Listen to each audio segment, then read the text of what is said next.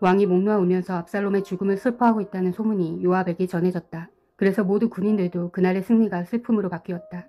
왕이 자기 아들 때문에 몹시 슬퍼한다는 소문이 그날 모든 군인에게 퍼졌기 때문이다. 그래서 그날 군인들은 마치 싸움터에서 도망쳐 나올 때에 부끄러워서 빠져나가는 것처럼 슬며시 성 안으로 들어왔다. 그런데도 왕은 두 손으로 여전히 얼굴을 가린 채로 큰 소리로 내 아들 압살롬아, 내 아들아, 내 아들 압살롬아 하고 울부짖었다. 마침내 요압이 집으로 왕을 찾아가서 항의하였다. 임금님, 모든 부하가 오늘 임금님의 목숨을 건지고 임금님의 아들들과 딸들의 목숨도 건지고 모든 왕비 목숨과 후궁들의 목숨까지 건져드렸습니다. 그런데 임금님께서는 오히려 오늘 부하들을 부끄럽게 만드셨습니다. 임금님께서는 어찌하여 임금님을 반역한 무리들을 사랑하시고 임금님께 충성을 바친 부하들은 미워하시는 겁니까? 우리 지휘관들이나 부하들은 임금님께는 있으나 마나한 사람들입니까? 임금님께서는 오늘 임금님의 본심을 드러내셨습니다. 차라리 오늘 압살롬이 살고 우리가 모두 죽었더라면 임금님께서는 더 기뻐하셨을 것입니다. 그렇지 않으시다면 이제라도 일어나 밖으로 나가셔서 임금님의 부하들을 위로의 말로 격려해 주십시오.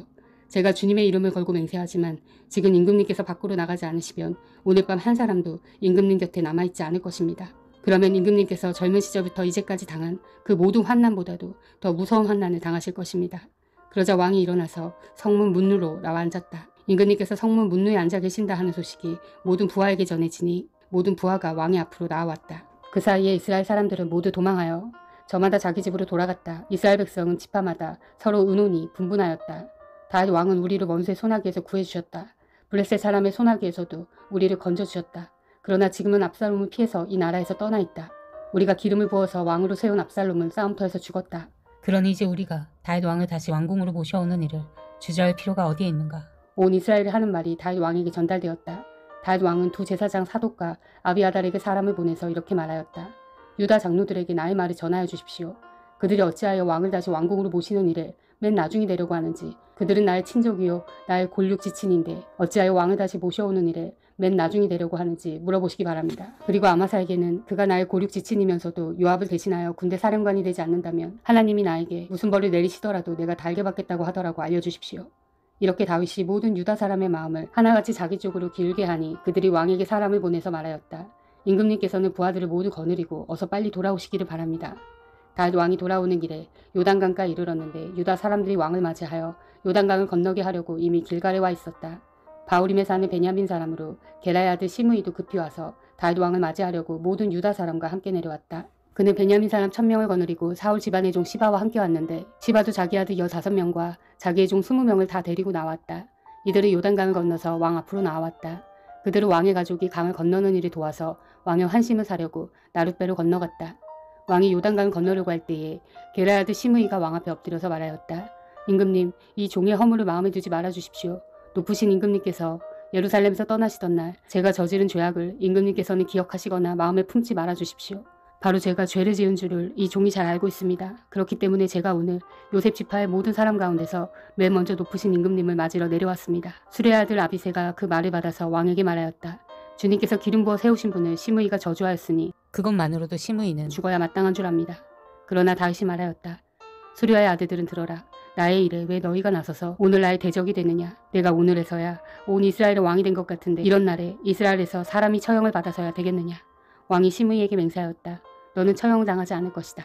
그때 사울의 손자 무비보셋도 왕을 맞으러 내려왔다. 그는 왕이 떠나간 날부터 평안하게 다시 돌아오는 날까지 발도 씻지 않고 수염도 깎지 않고 옷도 빨아입지 않았다. 그가 예루살렘에서 와서 왕을 맞이하니 왕이 그에게 물었다. 무비보셋은 어찌하여 나와 함께 떠나지 않았느냐. 그가 대답하였다. 높으신 임금님, 저는 다리를 절기 때문에 나귀를 타고 임금님과 함께 떠나려고 제가 탈 나귀에 안장을 얹으라고 저희 종에게 일렀으나 종이 그만 저를 속였습니다. 그리고는 그가 임금님께 가서 이 종을 모함까지 하였습니다. 임금님은 하나님의 천사와 같은 분이시니 임금님께서 좋게 여기시는 대로 처분하시기를 바랍니다. 제 아버지 온 집안은 임금님에게 죽어도 마땅한 사람들 뿐인데 임금님께서는 이 종을 임금님의 상에서 먹는 사람들과 함께 먹도록 해주셨으니 이제 저에게 무슨 염치가 있다고 임금님께 무엇을 더 요구하겠습니까?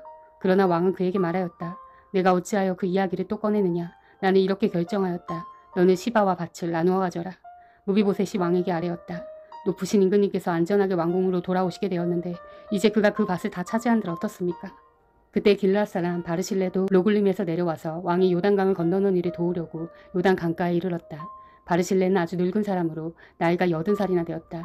그는 큰 부자였으므로 왕이 마하나임에 머물러 있는 동안에 왕에게 음식을 공급하였다. 왕이 바르실레에게 말하였다. 노인께서는 나와 함께 건너가시지요. 나와 같이 가시면 내가 잘 대접하겠습니다. 그러나 바르실레는 왕에게 아뢰었다. 제가 얼마나 더 오래 산다고 임금님과 함께 예루살렘으로 올라가겠습니까? 제 나이가 지금 80입니다. 제가 이 나이에 좋은 것과 나쁜 것을 어떻게 가릴 줄 알겠습니까? 이 종이 무엇을 먹고 무엇을 마신들 그 맛을 알기나 하겠습니까? 노래하는 남녀가 아름다운 노래를 부른 듯 제가 이 나이에 잘 알아듣기나 하겠습니까? 그러니 이 종이 높으신 임금님께 다시 짐이 되어서야 되겠습니까? 이 종은 임금님을 모시고 요단강을 건너려는 것뿐인데 어찌하여 임금님께서는 이러한 상을 저에게 베푸시려고 하십니까? 부디 이 종이 돌아가게 하셔서 고향 마을에 있는 제 아버지와 어머니의 무덤 곁에서 죽게 하여 주시기를 바랍니다. 그 대신에 이 종의 아들 김함이 여기 있으니 그가 높으신 임금님을 따라가게 하시고 임금님께서 바라시는 대로 그에게 잘 대하여 주시기를 바랍니다. 그러자 왕이 약속하였다. 물론 내가 김함을 데리고 가겠소. 그리고 노인께서 보시기에 만족하도록 내가 그에게 잘 대하여 주겠고 또 나에게 특별히 부탁한 것은 무엇이든지 내가 다 이루어드리겠소. 드디어 온 백성이 요단강을 건넜고 왕도 건너갔다. 왕이 바르실레에게 입을 맞추고 복을 빌어주니 바르실레가 자기의 고장으로 돌아갔다. 왕이 길갈로 건너갈 때에 김함도 왕을 따라서 건너갔다. 온 유다 백성과 이스라엘 백성의 절반이나 왕을 따라서 요단강을 건너갔다. 그런데 갑자기 온 이스라엘 사람이 왕에게 몰려와서 이렇게 말하였다. 어찌하여 우리의 형제인 유다 사람들이 우리가 의논도 없이 임금님을 몰래 빼돌려 임금님과 임금님의 가족과 다윗 왕의 모든 신하를 모시고 건넜습니까? 그러자 온 유다 사람이 이스라엘 사람에게 대답하였다. 우리가 임금님과 더 가깝기 때문이다. 너희가 이런 일로 그렇게 화낼 이유가 무엇이냐? 우리가 임금님께 조금이라도 얻어먹은 것이 있느냐? 임금님은 우리에게 조금이라도 주신 것이 있어서 그러는 줄 아느냐? 그러나 이스라엘 사람은 유다 사람에게 이렇게 말하였다. 우리는 임금님께 요구할 권리가 너희보다 10갑절이나 더 있다. 그런데 어찌하여 너희는 우리를 무시하였느냐? 높으신 임금님은 우리가 다시 모셔와야 되겠다고 맨 먼저 말한 사람이 바로 우리가 아니었느냐? 그래도 유다 사람의 말이 이스라엘 사람의 말보다 더 강경하였다. 그쯤에 불량배 한 사람이 그곳에 있었는데 그의 이름은 세바였다. 그는 비그리 아들로서 베냐민 사람이었다. 그는 나팔을 불면서 이렇게 외쳤다. 우리가 다윗에게서 얻을 몫은 아무것도 없다. 우리가 이새의 아들에게서 물려받을 유산은 아무것도 없다. 그러니 이스라엘 사람들아 모두들 자기 집으로 돌아가자. 이 말을 들은 온 이스라엘 사람은 다윗을 버리고 비그리 아들 세바를 따라갔다. 그러나 유다 사람은 요단강에서 예루살렘에 이르기까지 줄곧 자기들의 왕을 따랐다. 다윗은 예루살렘의 왕궁으로 돌아온 뒤에 예전에 왕궁을 지키라고 남겨둔 후궁 10명을 붙잡아서 방에 가두고 감시병을 두었다. 왕이 그들에게 먹을 것만 주고 더 이상 그들과 잠자리를 함께하지 않았으므로 그들은 죽을 때까지 갇혀서 생과부로 지냈다. 왕이 아마사에게 명령하였다. 장군은 유다 사람을 사흘 안에 모아 나에게 데려오고 그대도 함께 오시오. 아마사가 유다 사람을 모으러 갔으나 왕이 그에게 정하여 준 기간을 넘겼다. 그래서 다윗은 아비새에게 명령하였다. 이제 비그리 아들 세바가 압살롬보다도 더 우리를 해롭게 할 것이오. 그러므로 장군은 나의 부하들을 데리고 그를 뒤쫓아가시오. 혹시라도 그가 잘 요새화된 성읍들을 발견하여 그리로 피하면 우리가 찾지 못할까 염려되오. 그래서 요압의 부하들과 그렛 사람과 블렛 사람과 모든 용사가 비그리 아들 세바를 뒤쫓아가려고 아비새를 따라 예루살렘 밖으로 나갔다. 그들이 기브온의 큰 바위 곁에 이르렀을 때에 아마사가 그들의 앞으로 다가왔다. 요압은 군복을 입고 허리에 띠를 띠고 있었는데 거기에는 칼집이 달려있고 그 칼집에는 칼이 들어있었다.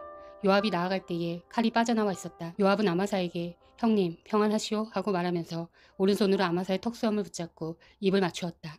요압이 다른 손으로 칼을 빼어 잡았는데 아마사는 그것을 눈치채지 못하였다. 요압이 그 칼로 아마사의 배를 찔러서 그의 창자가 땅바닥에 쏟아지게 하니 다시 찌를 필요도 없이 아마사가 죽었다. 그런 다음에 요압은 자기 동생 아비새와 함께 비그리 아들 세바를 뒤쫓아갔다. 그때 요압의 부하 한 사람이 아마사의 주검 곁에 서서 외쳤다. 요압을 지지하는 사람과 다윗 쪽에 선 사람은 요압 장군을 따르시오. 그러나 아마사가 큰 길의 한가운데서 피투성이가 되어 있었으므로 지나가는 모든 군인이 멈추어 서는 것을 요압의 부하가 보고 아마사를 큰 길에서 들판으로 치워놓았다. 그런데도 그의 곁으로 지나가는 군인마다 멈추어 서는 것을 보고 요압의 부하가 아마사의 주검을 옷으로 덮어놓았다. 그가 큰 길에서 아마사를 치우자 군인들이 모두 요압을 따라서 비그리 아들 세바를 뒤쫓아갔다. 세바가 모든 이스라엘 지파 가운데서 두루 다니다가 아벨 지역과 벳마아가 지역과 베림의 온 지역까지 이르렀다. 그곳 사람들이 모두 모여서 그의 뒤를 따랐다. 요압을 따르는 군인들은 그곳에 이르러서 벳마아가의 아벨을 포위하고 세바를 치기 시작하였다. 그들이 성읍을 보면서 둔덕을 쌓으니 이 둔덕이 바깥 성벽의 높이만큼 솟아올랐다. 요압을 따르는 모든 군인이 성벽을 무너뜨리려고 부수기 시작하니 그 성읍에서 슬기로운 여인 하나가 이렇게 외쳤다. 제 말을 들어보십시오. 좀 들어보시기 바랍니다. 제가 장군께 드릴 말씀이 있으니 요압 장군께 이리로 가까이 오시라고 말씀을 좀 전하여 주십시오. 요압이 그 여인에게 가까이 가니 그 여인이 요압 장군이십니까? 하고 물었다. 요압이 그렇소 하고 대답하니 그 여인이 요압에게 이 여종의 말을 좀 들어보시기 바랍니다 하였다. 요압이 말하였다. 어서 말하여 보시오. 그 여인이 말하였다. 옛날 속담에도 물어볼 것이 있으면 아벨 지역에 가서 물어보아라 하였고 또 그렇게 해서 무슨 일이든지 해결하였습니다. 저는 이스라엘에서 평화롭고 충실하게 사는 사람들 가운데 하나입니다. 그런데 장군께서는 지금 이스라엘에서 어머니와 같은 성읍을 하나 멸망시키려고 애쓰십니다. 왜 주님께서 주신 유산을 삼키려고 하십니까? 요압이 대답하였다. 나는 절대로 그러는 것이 아니오. 정말로 그렇지가 않소. 나는 삼키거나 멸망시키려는 것이 아니오. 그 일이 그런 것이 아니오. 사실은 에브라임 산간지방 출신인 비그리의 아들 세바란 사람이 다윗 왕에게 반기를 들어서 반란을 일으켰소. 여러분이 그 사람만 내주면 내가 이 성읍에서 물러가겠소. 그 여인이 요압에게 말하였다. 그렇다면 그의 머리를 곧 성벽 너머로 장군께 던져드리겠소. 그런 다음에 그 여인이 온 주민에게 돌아가서 슬기로운 말로 설득시키니 그들이 비그리의 아들 세바의 머리를 잘라서 요압에게 던져주었다. 요압이 나팔을 부니 모든 군인이 그 성읍에서 떠나 저마다 자기 집으로 흩어져 돌아갔다. 요압은 왕이 있는 예루살렘으로 돌아왔다. 요압은 온 이스라엘의 군대 사령관이 되고 여호야다의 아들 브나야는 그렛 사람과 블렛 사람으로 이루어진 경호원들의 지휘를 맡고 아도니람은 부역 감독관이 되고 아일롯의 아들 여호사밧은 역사 기록관이 되고 수아는 서기관이 되고 사독과 아비아달은 제사장이 되고 야엘 사람 이라는 다윗의 제사장이 되었다. 다윗 시대에 세 해 동안이나 흉년이 들었다. 다윗이 주님 앞에 나아가서 그 곡절을 물으니 주님께서 대답하셨다. 사울과 그의 집안이 기브온 사람을 죽여 살인죄를 지은 탓이다. 다윗은 기브온 사람을 불러다가 물어보았다. 기브온 사람은 본래 이스라엘 백성의 자손이 아니라 아모리 사람 가운데서 살아남은 사람들이며 이미 이스라엘 백성이 그들을 살려주겠다고 맹세하였는데도 사울은 이스라엘과 유다 백성을 편파적으로 사랑한 나머지 할 수 있는 대로 그들을 다 죽이려고 하였다. 다윗이 기브온 사람에게 물었다. 내가 당신들에게 어떻게 하면 좋겠소? 내가 무엇으로 보상하여야 주님의 소유인 이 백성에게 복을 빌어주시겠소. 기브온 사람들이 그에게 말하였다. 사울이나 그의 집안과 우리 사이의 갈등은 은이나 금으로 해결할 문제가 아닙니다. 우리는 이스라엘 사람을 죽일 생각은 없습니다. 다윗이 그들에게 물었다. 그렇다면 당신들의 요구가 무엇이오? 내가 들어주겠소. 그들이 왕에게 말하였다. 사울은 우리를 학살한 사람입니다. 그는 이스라엘 영토 안에서는 우리가 어느 곳에서도 살아남지 못하도록 우리를 몰살시키려고 계획한 사람입니다. 그의 자손 가운데서 남자 7명을 우리에게 넘겨주시기를 바랍니다. 그러면 주님께서 택하신 왕 사울이 살던 기브아에서 우리가 주님 앞에서 그들을 나무에 매달겠습니다. 왕이 약속하였다. 내가 그들을 넘겨주겠소. 그러나 다윗은 사울의 아들인 요나단과 그들 사이에 계시는 주님 앞에서 맹세한 일을 생각하여 사울의 손자요 요나단의 아들인 무비보셋은 아껴서 빼놓았다. 그 대신에 왕은 아야의 딸 리스바가 사울과의 사이에서 낳은 두 아들인 알모니와 무비보셋을 붙잡고 또 사울의 딸 메라비 무올라의 사람 바르실레의 아들인 아드리엘과의 사이에서 낳은 아들 5을 붙잡아다가 기브온 사람의 손에 넘겨주었다. 기브온 사람이 주님 앞에서 그들을 산에 있는 나무에 매달아 놓으니 그 7이 다 함께 죽었다. 그들이 처형을 받은 것은 곡식을 거두기 시작할 무렵 곧 보리를 거두기 시작할 때였다. 그때 아야의 딸 리스바가 굵은 배로 만든 천을 가져다가 바윗돌 위에 쳐놓고 그 밑에 앉아서 보리를 거두기 시작할 때로부터 하늘에서 그 주검 위로 가을비가 쏟아질 때까지 낮에는 공중의 새가 그 주검 위에 내려앉지 못하게 하고 밤에는 들짐승들이 얼씬도 하지 못하게 하였다. 아야의 딸이며 사울의 첩인 리스바가 이렇게 하였다는 소문이 다윗에게 전해지니 다윗이 길르앗의 야베스로 가서 사울의 뼈와 그의 아들 요나단의 뼈를 그 주민에게서 찾아왔다. 블레셋 사람이 길보아 산에서 사울을 죽일 때에 블레셋 사람이 사울과 요나단의 시신을 벳산의 광장에 매달아 두었는데 거기에서 그 시신을 몰래 거두어간 이들이 바로 길르앗의 야베스 주민이다.